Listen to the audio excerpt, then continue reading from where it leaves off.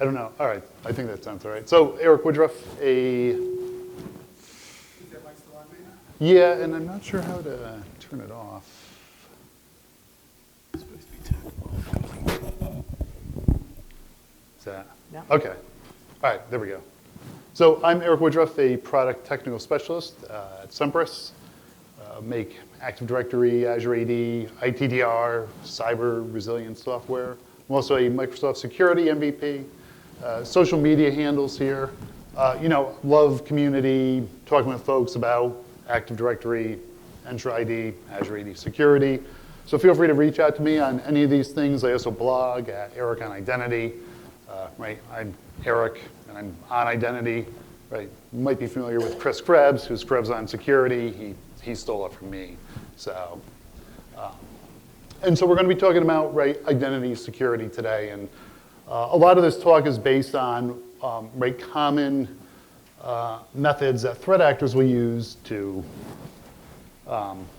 breach Active Directory and hybrid identity and whatnot in organizations, right? And we want to obviously prevent that stuff. So, zero trust, right?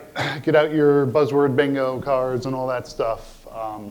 Marketing has sort of killed zero trust, but it still at the core has a lot of value in it, right? I tend to like to think zero trust is actually just defense in depth, right? Sort of tipped on its side. And when you look at a lot of models around zero trust, like Microsoft's model for identity security, well, Microsoft's model for zero trust, right? Identity is at the heart of things. Conditional access, the identity policy engine that's sort of handling everything, right? And when we're talking about modern authentication here, right? Identity really is at the heart of things, right? And marketing loves identity as a new security perimeter. But again, this is also a truth, right? So I'm an identity practitioner at trade. I've worked as an identity architect, security architect.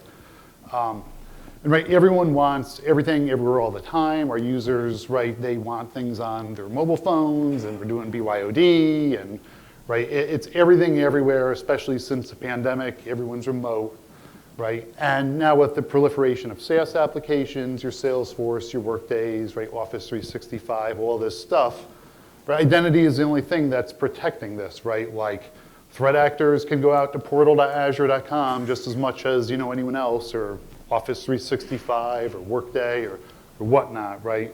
So identity really is a new security perimeter, and it's not just sort of marketing hype. Right, so to me, identity is the heart of zero trust. And when I first made this, I had like a heart, but I didn't want it to seem like identity was loving zero trust, right? So we have the organ here, right? And for most organizations, Active Directory is the heart of identity. So again, most orgs still have Active Directory. They have Entra ID or Okta or Ping or all the above, right? And then there's your connectors that are gluing the things together. But for most enterprises, right, Active Directory still exists. And sure, it's something that folks may want to get rid of, and organizations are working to remove this. I worked at Microsoft for a few years as a PFE, and in this had a lot of organizations that are looking to go, cloud native. But it's certainly a journey, right? And there's a lot of legacy systems that still depend on Active Directory. And we basically sort of, in what I've just been speaking about here, have this sort of up that new identity perimeter, right? And so we need to keep our legacy environment secure and also enable digital transformation, right? So we're doing two things at once. You still have your Windows servers, Linux systems, other things that need LDAP and Kerberos and all this sort of stuff, running on-prem. And again, working with developers, it's great to try to move, to modern forms of authentication like SAML and OpenID Connect and whatnot. And that's a digital transformation, where we're all going to the cloud and doing all that great cloud stuff. I'm going to move a little further away from the mic here. Or do you know? I don't know. Is anyone AV or? It's very. No, you can't find a. You know what? Do I need this thing on, or can this thing just? I can just turn this thing off. Otherwise, plug it or something.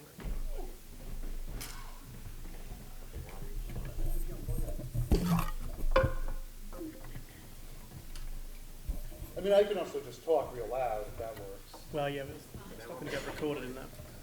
We do that. Oh, That's the one problem with that.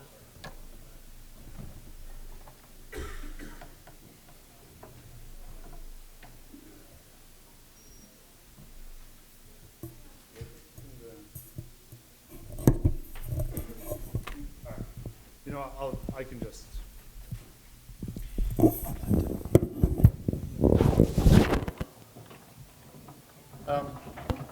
I'll just, you know, I like to walk around, but I'll just stand here. So, all right, get this set. Sorry, folks. So like I was mentioning, right, identity is the heart of zero trust for organizations, right, that have Active Directory, Azure AD. And to what I was speaking about, we have our little diagram up here, right, around all the things. We have vendors, employees, right, everyone's remote, coming into all of our identity systems that are just out there in the cloud, and that's tied back to Active Directory, and it is all susceptible to attack. Right, and we'll kind of dive into this here. So when we talk about hybrid identity and the complexities of it, right, so you have your Active Directory, and we've had our Active Directories for a good long time here, right? And we have all of our applications that are using Active Directory. And, you know, we're showing just one directory in one building here, but this could be spread across the globe. It could be regional, right? There's a million different ways to sort of have an Active Directory topology. Now for about the past 12, 13, you know, depending how long you've been out in Office 365 years, we have Entra ID, right, Azure AD. And these days we have our Entra Connect server, right, that's effectively gluing these two things together. So those identities, right, are flowing from Active Directory out to Azure AD. And we've got all of our applications, like mentioned, Workday, Salesforce, Office 365. You also find a ton of line of business applications out there, right? So anything that's using SAML or OpenID Connect, right? Most organizations are tying to their Azure Active Directory. Now, one thing that I find interesting and just will sort of point out here is that when we talk about this stuff, and I think, you know, the keynote kind of touched on it this morning, that, right, some orgs are like, well, do we really need cloud identity and all this? And I personally think it's here to stay in this hybrid configuration, right? When you see articles every 6 months or so where people are like, oh, hey, you know, we're moving off the cloud, right? And everyone's like, oh, like, you know, do we need cloud identity anymore? Interestingly, one of the articles from hey.com, they make a SaaS email platform, right? So they're talking about moving out of the cloud, and they sell cloud software. But I think the reality is you can move compute right back to data centers and on-prem and all that sort of stuff. But from an identity perspective, right, you're still going to have both systems because nobody's running Workday on-prem, nobody's running Salesforce on-prem. Right? I don't think anyone wants to manage Exchange Server, and if you are, I feel sorry for you. Right, so this hybrid model is likely for most enterprises going to be here to stay, sort of regardless of the you know, right, like we're moving off of the cloud. But if Active Directory isn't secure, right, effectively nothing is. And so some fancy animation going on here, right? So our Active Directory is breached, right? And by Active Directory breach, this is effectively, it could just be one domain controller, because if you effectively own one DC, you own all of Active Directory with all the ways you can move throughout it, right? And so you can also likely own all the applications, right, running on-prem that are tied to it. In most organizations, you're going to own, right, that identity connection server, so here, Entra Connect. But if you look at the MGM hack, for example, right, that was Okta, but it was effectively the same thing where, you know, the threat actor basically claimed to own the Okta sort of sync server that you have out there, right, and then they can move laterally into the cloud, right? And so now you own Azure AD, Entra ID, and you may or may not own global admin. I've worked with a lot of organizations assessing the security of their Azure AD, and some folks will have global admin synchronized from Active Directory out to Azure AD. Others won't, but perhaps, right, I work in HR, and I might be a sort of nobody in Azure AD, but I have, you know, high privilege permissions in Workday, right?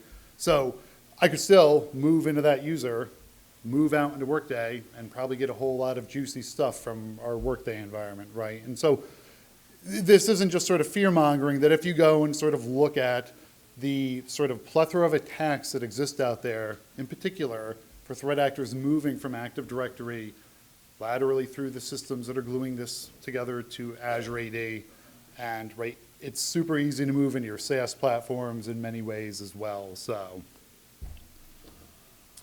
in fall 2021, Gartner was writing about their top 8 security and risk trends that they were watching, right? And sort of quote from one of this article that they had, that attackers are targeting Active Directory and the identity infrastructure with phenomenal success.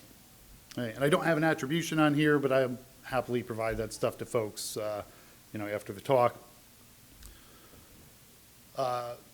This beginning of January 2023, so this year, right, Alex Weiner, the VP of Identity Security at Microsoft, right, again, had put out a blog article around the sort of state of identity security in the Microsoft ecosystem, right? And he, again, writes that attacks like ransomware are the second stage predicated by identity compromise, right? And again, we see this, right, in the news. All these attacks right here, ICE malware compromised Active Directory domain in less than a day. Right, ABB, a Swiss multinational firm, hit with ransomware from Black Basta, threat actor group. Right, the MGM thing, most folks are probably familiar with it, right? And again, they didn't end up breaching their Active Directory from what we can tell, but they did move through their identity systems, right? In this case, using Okta, but from the sort of notes that were floating out there on, Twitter or X or whatnot, right? They certainly look like they were trying to get in to MGM's Active Directory. And we could go on and on with sort of headlines here. But one thing I really like is actually the ransomware files. So this is a podcast by this journalist, Jeremy Kirk. And the interesting thing about these, I've listened to them when I would be at the gym and working out. They talk about Maersk and NotPetya and all the sort of well-known things. And there's other episodes that cover school districts that are also hit with ransomware. But in almost all these episodes, it's Active Directory that is breached. That is the sort of point of that ransomware spreading through these organizations. So, whether you're in cybersecurity or you're trying to help people that aren't understand ransomware, would definitely recommend checking out the ransomware files. It's just a great series that really sort of dives into these attacks, and you see sort of common patterns in them and whatnot. So it's going to be quiz time here, right? So for those that are brave with raising their hands and whatnot, right? So to what extent would your company be impacted if an attack took out your Active Directory, right? So would you have minimal impact, right? So you can recover AD quickly? Anyone going to say they think they could get their AD back quickly? And I'm assuming most people have Active Directory here or consult around it, because otherwise this might not be the talk for you, right? What about some impact, right? Maybe Active Directory is going to be down for a couple days, right? Because again, when AD goes down because of an operational issue, right, your help desk, everything lights up. The identity people are cowering under their desks, right, and are trying to fix Active Directory. Organizations know how critical Active Directory is because everything grinds to a halt, but a lot of organizations don't take time to really measure and understand what that impact's going to look like, right, unless you've been ransomwared, or it's down for real, not just because some network, cable got unplugged somewhere. We're going to have more significant impact, right, where things are going to be down for several days, a week, right, again, operations grinding to a halt. I would say for an organization I worked at, it was somewhere between significant and catastrophic impact because we really didn't take Active Directory, availability into account, even though I was one of the admins, right, who back in the day was the one getting yelled at for when Active Directory was down. We never prioritized, actually making sure we could figure out how long it took to bring Active Directory back up, right? And we had a lot of the well, it won't happen to us sort of thing going on. And I think you can see, again, if you just look at the news, right, that you can be any size organization in any industry vertical, right, the threat actors don't care, they're going to come after you.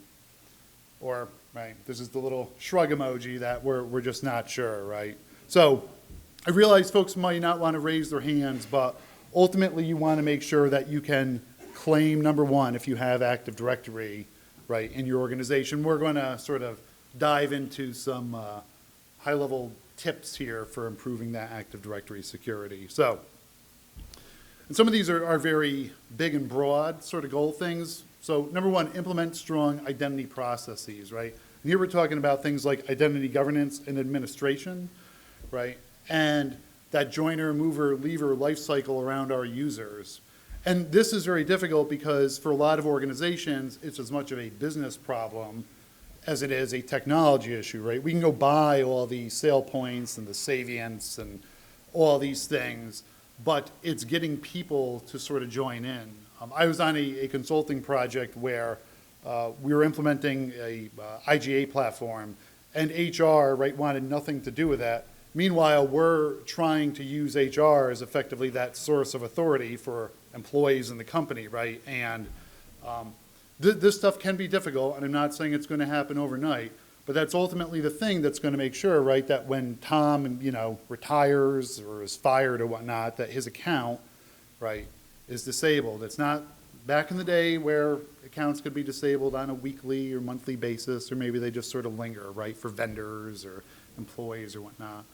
And in this, we also need to really make sure we watch out for those machine or workload identities as well, right? So those are going to be your service accounts in Active Directory, your service principals and things like Entra ID, managed identities out in Azure and stuff like that. Because again, these days, you give those accounts a lot of privileges, and people still don't wrap sort of a life cycle around these things, right?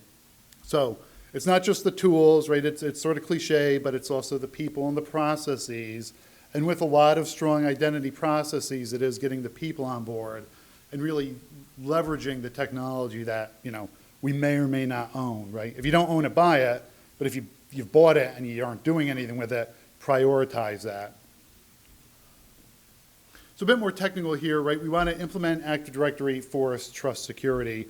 And there's a lot within these things, right? So we're kind of just hitting on the surface with this because we could be here for 10 hours if we really dove into everything. But with our Forest Trust, especially if we don't really trust the other, right, Forest, we want to ensure SID filtering is active across all trust between Forest, right? And this is going to prevent sort of a rogue admin and that other Forest from perhaps taking a SID in our Forest and writing it into the SID history of a user object in theirs, and then trying to, right, move into ours.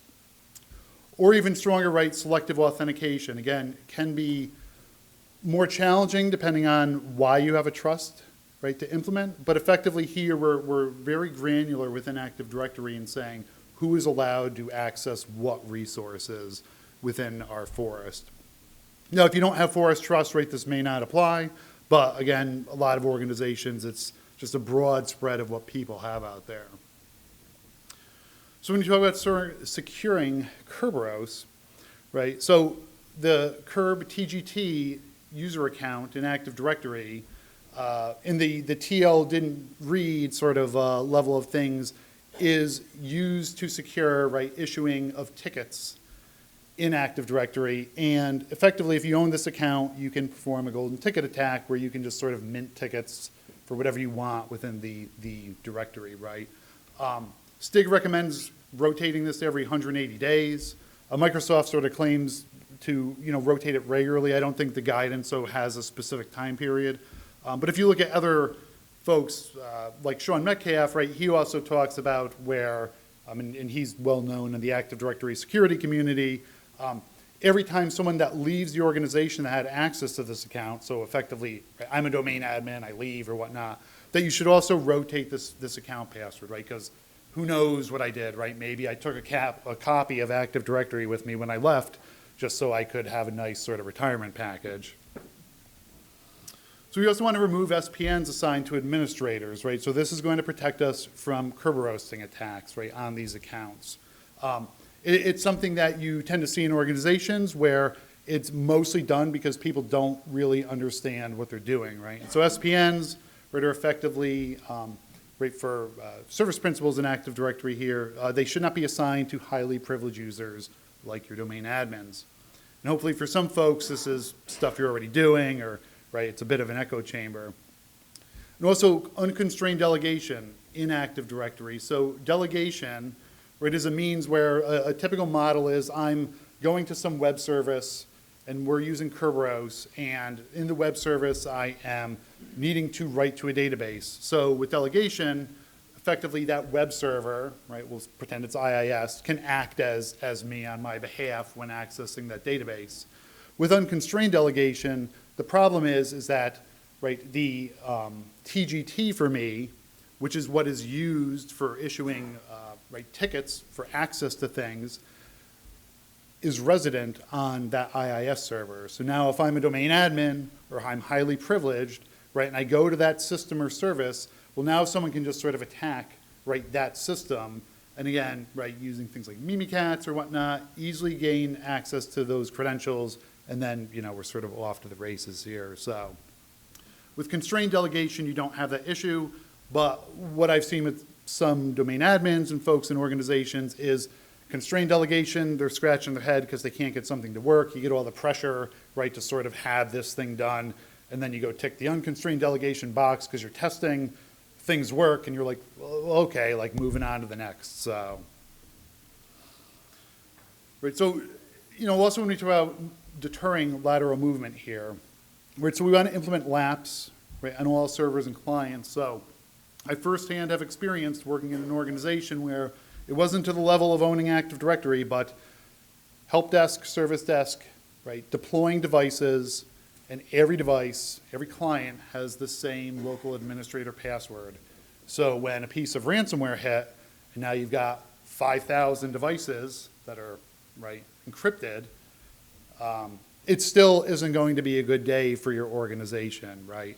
So LAPS is going to ensure that we have unique passwords on each device, and, you know, they are stored in Active Directory, and you have a means to sort of securely sort of allow folks in like a service desk role to see what that local password is, the local administrator password is for those devices if they need to sign in with that for some reason. But also limiting local group admin membership, right? So historically, again, right, everyone wants local administrator, right? It's just kind of common practice, but these days most people should not or do not need local administrator on their devices, right? Go take it away, they're going to grumble, right? Go buy software or something else in place to allow, right, people to, right, install software either through like a third-party product that sort of manages that, or, you know, create a process with your service desk or something where they can remotely get into the device and, you know, install the software for those folks.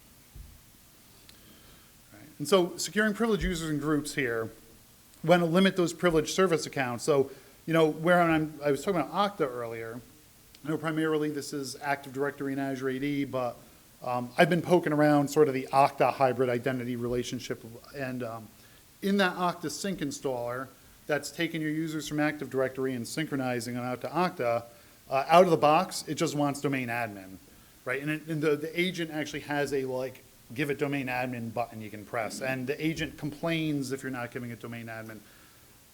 I don't know why, because Okta also has a script that will just give the ACLs that are needed to this service account for sync, right? So this sort of obsession with just giving out domain admin is very common. I mean, 15 years ago, was working with our network group to install some sort of VPN-y thing, and it needed domain admin, and you're like, well, why?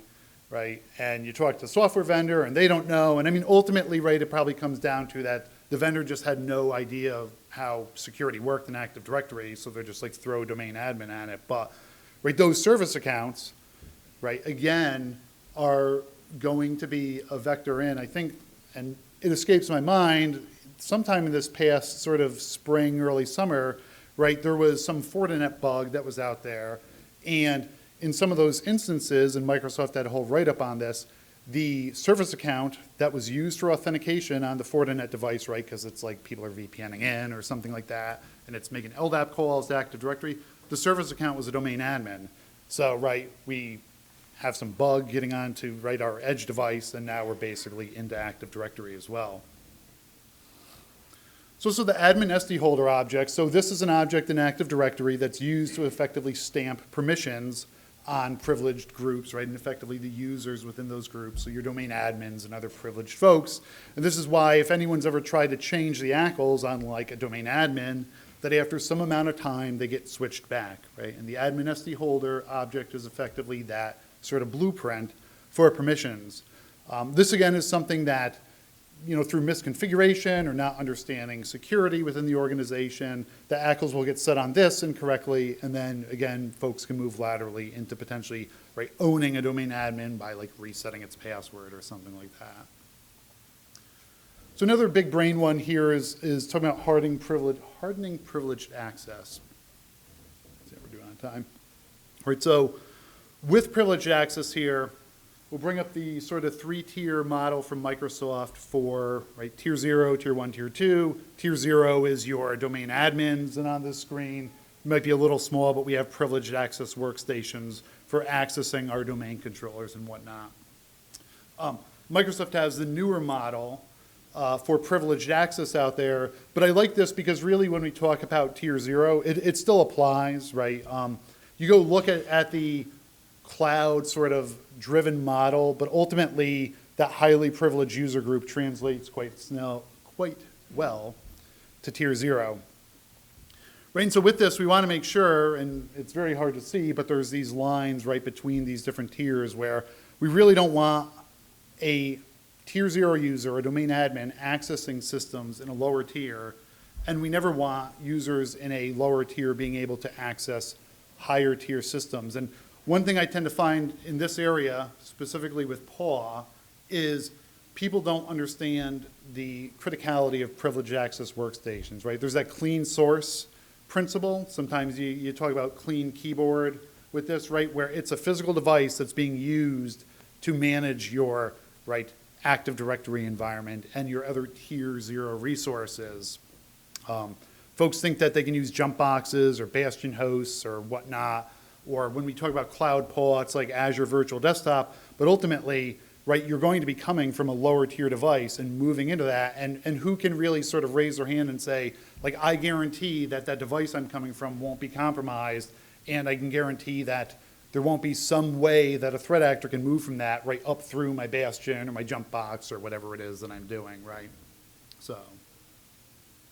And that also gets into securing our tier 0 dependencies, right? So in our previous sort of diagram there, we had our domain controllers and our PAWs, right? But this grows because then we have our Active Directory Federation servers, right? And those things, again, we saw with, Solargate, whatnot, right? Those things are compromised, and we have, ticket attacks going on there. Active Directory certificate services, right? It's also tier 0.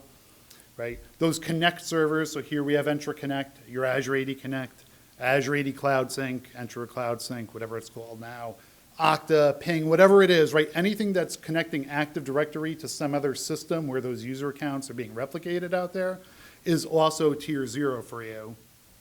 Right? PAM solutions, right? So folks will implement PAM solutions and not necessarily encompass all of it within that tier 0, right? So if I implement CyberArk, right, there's nothing wrong with that, but it's needing to have the understanding and mindset that that is also tier 0, and anything that it uses or needs to function also needs to be tier 0. Right? Your Active Directory backups, right? If I get access to an offline backup or a disk file or something from a domain controller, well, I can start hammering away at that DIP file to try to, figure out passwords in Active Directory, right? So these things need to be tier 0. And it grows even bigger because, these days I've worked with a lot of orgs where you talk about running domain controllers in Azure and subscriptions and whatnot. Well, those subscriptions need to be tier 0. So if you have VM Contributor in Azure, in about 60 seconds using the required sort of extension that is put on every Windows VM, you can run any command under the system context. Right? And I've blogged about this, that it is super easy if you have overly permissive permissions on DCs, right, running in Azure from the management plane, right, Azure CLI or the portal, whatever you want to do, PowerShell, right, you can basically go give yourself domain admin in Active Directory. And also have on here virtualization, right, so they're talking about your on-prem Hyper-V, your ESX, right, all those different things. a lot of folks tend to sort of overlook that your VMware administrators, if you're virtualizing Active Directory on your DCs, right, they also are domain admins because you have the same problem, right? They may not be in the domain admin group, but they can either take a copy of that DC, right, the disk file, or there's going to be your other agents that are installed on your DCs that they can use to run commands or whatnot on your domain controllers. And so when we also talk about our domain controllers, right, we want to harden these. So removing unnecessary roles and agents, right, things like print spooler, ultimately consider using server core. Right, this one will make a lot of domain admins and IT folks really sort of not happy. But you're using your PAW, right? So you can use RSAT from your PAW to do all the Active Directory things remotely, right? You don't need to be on the domain controller opening ADUC and ADAC and all these sorts of things. It's one of those things I would say that, right, the perceived sort of headache of it and the reality of it are two different things, right? A lot of times when we talk about security, there's this perception that it's really going to hinder our ability to operate, but, the admins kind of get over that hump and then life isn't actually so bad, right? And we're kind of all back to normal. And also applying hardening policies, right? So whether it's Microsoft Security Compliance Toolkit, or you're using CIS Benchmark or STIG or something like that, right? We want to make sure that we're applying these hardening GPOs to our DCs. Again, it's one of those things where there's this perception that it's going to just break everything. Now, there obviously are things in there where you shouldn't just blindly apply this sort of stuff. But the reality is 90% of the controls in any of those three, you can apply to your DCs and nobody's going to notice anything happened, right? And if you can be 90% more secure, right, it's better than nothing. And then figure out whatever that 10% difference is there, right? So there isn't really a good argument to not apply hardening policies of some form, right, whatever flavor you want to pick, to your domain controllers. And then ultimately here that we also want to monitor for unusual activity. And so I have the Gartner ITDR model up here. And again, right, folks can have different thoughts about Gartner, but I think this is a good model for identity threat detection and response, which is ITDR, right? It's one of the newer sort of terms out there for securing identity. If you look at other analyst models, they basically paint the same picture. Now, we've touched on some things here, but whether you go look at free or commercial products from any sort of vendor out there, I mean, there's just a laundry list of attacks that exist against Active Directory, right? And so, the thing sort of with giving a talk like this is you can kind of give the sort of scratching of the surface, but if you really want to get into securing Active Directory, hybrid identity, right, the stuff that's gluing that to Azure AD, Okta, stuff like that, you really need some sort of ITDR solution out there, right, that's going to be looking at the sort of security posture of things, right, and some of them will look at, right, user behavior analytics, which some folks say, right, is kind of a thing that we've had for a while, and now we're just renaming it, right? We're looking for indicators of compromise, where we're looking at specific things in your event log and, right, your Active Directory sort of replication and objects within it or whatnot to say, hey, it looks like, right, this sort of thing has happened in your environment. And, you can roll this sort of stuff up to a SOC or whatnot, but actually when I was at Identiverse this year, right, again, Alex Weiner, very, very smart man working for Microsoft in identity security, was really talking about the burnout that SOCs have by orgs just dumping everything from DCs into Splunk or something without any intelligence around it, right, and telling them to just go have at it, right? And usually what happens is everything just gets ignored or muted because everyone just wants to quit their job. And that's why you need something that's providing, right, that sort of intelligence within there. And the other thing I would say with this is it's not just sort of that, right, monitoring for patterns, but you also want to use something that's looking at attack path management, right? So Bloodhound or Forest Druid or something like that, right? Where, because the other problem we tend to have with identity security is those pattern matching things that we have, right, aren't going to necessarily understand how you and your organization and your business has constructed identity security out there, right? So attack path management, attack path mapping, right, all sort of one and the same, is really going to show you, right, the same paths that a threat actor could take to move to something like domain admin. Now, I know people tend to think that those things, right, are hacker tools, but I'm a blue team person and would say, right, it's again cliche, but you need to start to sort of thinking like an attacker, looking at things like an attacker, understanding the tools they use, because it's going to make you a better blue teamer. And so last here is backing up Active Directory, right, and ensuring that you can actually recover it. Right, so another quiz for those that maybe want to, raise their hands here, right? How frequent is your Active Directory DR, BC, right, IR sort of processes tested here, right? During an actual production recovery where, hey, I hope, things work out for you. Yeah. Every 1 to 2 years, right? Is anyone, every couple of years maybe we test this sort of stuff? 6 to 12 months. Right now we're getting where we're a bit more cadenced in this. Or we have a DR plan created, never tested. So organization I worked at is we didn't have an Active Directory DR plan that existed. Right, we just sort of figured that we'd figure it out when things actually happened. We'd go into Commvault and restore Active Directory just like we're restoring everything else.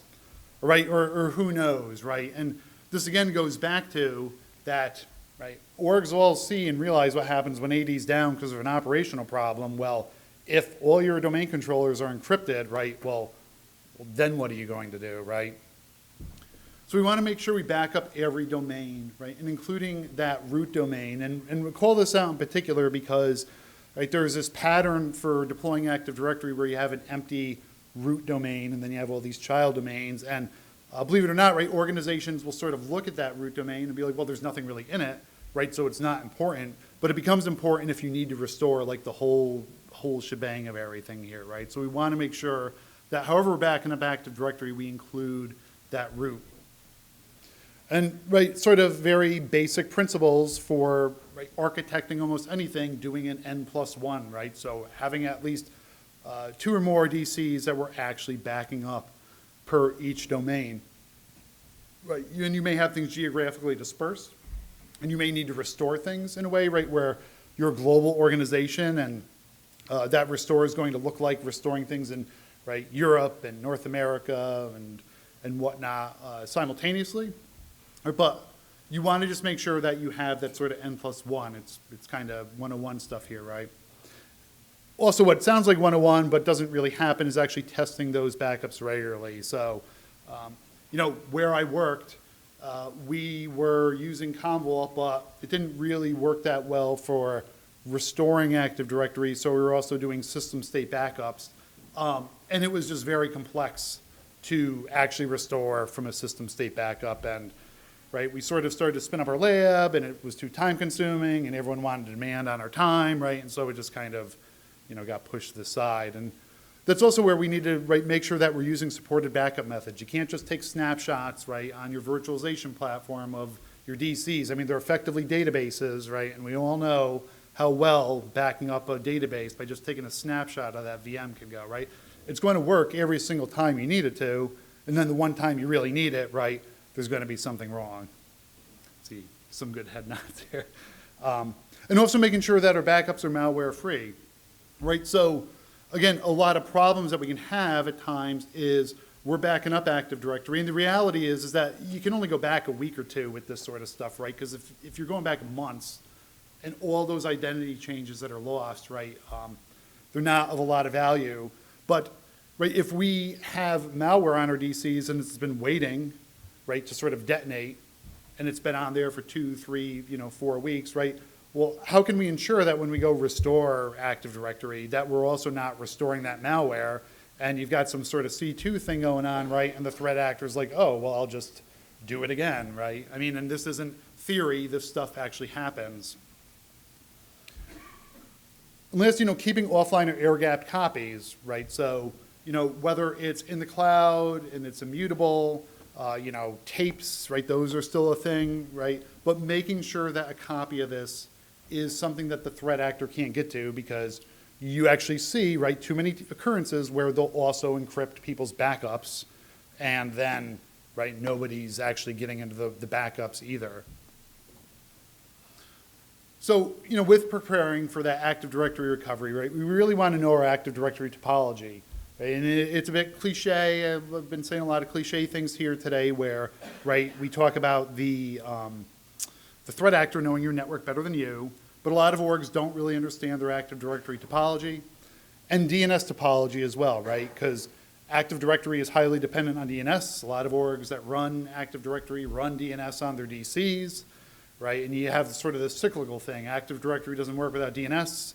DNS is integrated in Active Directory, right? And you also want to make sure that you have those Linux systems where you've got 1,000 different servers all pointing at 2 DCs because we're not load balancing DNS or something, right? That we understand these things, so when we restore them, right, we know what impact we're going to have on all our apps and whatnot that have a reliance on AD. You know, and again, I strongly suggest minimizing OS versioning differences. A lot of organizations tend to be like, oh, we got a mix of domain controllers, 2012, R2, 2016, right, all this sort of stuff. Would recommend prioritizing getting all your DCs, right, sort of up to the same level, because if you have one of these events, you don't want to sort of be dealing with having to figure out what flavor of Windows was on each server that you're restoring. And ultimately know the Microsoft Active Directory Forest Recovery Guide. So here's the Microsoft short link here, right, aka/MS80 recovery.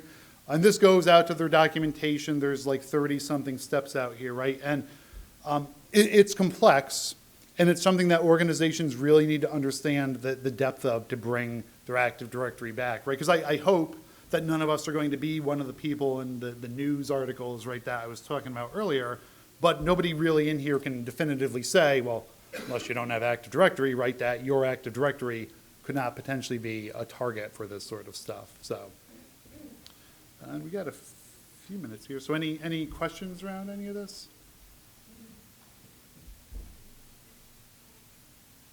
Yeah.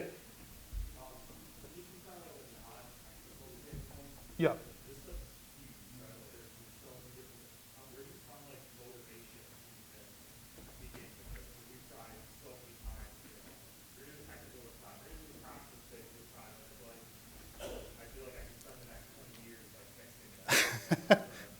Yeah, no, that's a good question. I mean, I think I'm like the answer, unfortunately, is one of those consulting, like it depends. I mean, I found for myself, right, so I spent 15 years at the state of New York managing the Windows Server team that owned Active Directory for the state courts. For me, because I had a lot of challenges with the organization, you know, I looked at what could we do with privileged security around domain ad, right? I had control over our domain admins, and implementing POA, right, everyone did not like me, but we did it anyways. You know, we applied hardening policies that we could do our DCs, and in the areas where, right, maybe we had apps that, and I don't recall if this was the case, but maybe apps that are using LDAP and they won't use LDAP S or something, right? No, it is tough. I think it's at times, it can be difficult, and each organization in particular can have their own challenges in trying to sell right up to executives, you know, around this. And I worked at an org where sometimes it tended to be that nobody really cared what I had to say, and you bring in a consultant and you whisper in their ear, right, tell them that they got to do this. And then the consultant says it right, and now all of a sudden you've got budget or whatnot. So, you know, I feel like it could easily go down the rabbit hole with that one, but hopefully maybe that sort of. And I'd be happy to, you know, talk more sometime this week about that too. So, anyone else? Oh, yeah. Oh, yeah. I'm that consultant. People, I keep those whisper in my ear, tell them we gotta do this, and I tell them they generally do it, but that's IT stuff, okay? I noticed that the bulk of your talk was concentrating on technical measures that we keep taking hard active directly, which is super important. Yeah. And I agree, but in a sense, I mean, it's a lot of work from an IT perspective, but it's also easy from an organizational perspective. But you also made a quick reference to, you know, the HR engaged in the whole design of the winners, movers, and leaders process. And I am myself, even as the CISO, the IT consultant, the IT security consultant, Yeah. I find a lot of trouble getting other parts of the management level to engage in that to the point where they consider it urgent, not just some analytics and the IT. Yeah, no, I mean, I'll just say to that, and I didn't really touch on it here, I'm a huge proponent of organizational change management, like not change control boards and stuff, but like ProSci and using ADCAR and stuff. Right, that can be a rabbit hole in itself, but there's mechanisms in there, right, to get like executive champions and all these other people to help sort of promote things within organizations. But no, I completely agree with a lot of, well, really everything that you're saying there, that it can be, you know, a challenge for orgs, and it is that business process. One other thing, I haven't really had time to consume it, but the Microsoft Digital Defense Report came out for 2023, and I think it's like page 42, 43. They have like a sort of ROI calculation table that they have that talks about different identity security metrics, right? And it may be an area, again, that they might have more information because they've certainly studied this stuff to say like, hey, right, here's the security measures around identity that are going to give you a strong return on investment, again, and right, sort of the stance of protecting your organization from, you know, things like ransomware or whatnot. So we only have a few more minutes. I think there was another, yeah.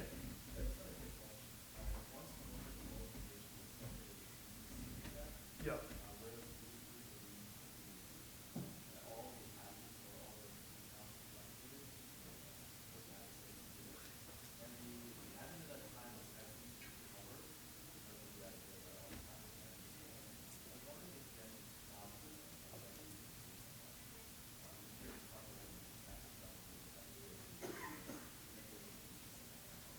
Yeah, so I mean, you know, that definitely is a concerning challenge because, right, effectively with the DC sync, you're getting a copy sort of Active Directory. I have thoughts on it, but I don't know if I have time to. I mean, I'd be happy to chat more about that after, but I just want to be cognizant of everyone's time here and next week and whatnot. Any other questions?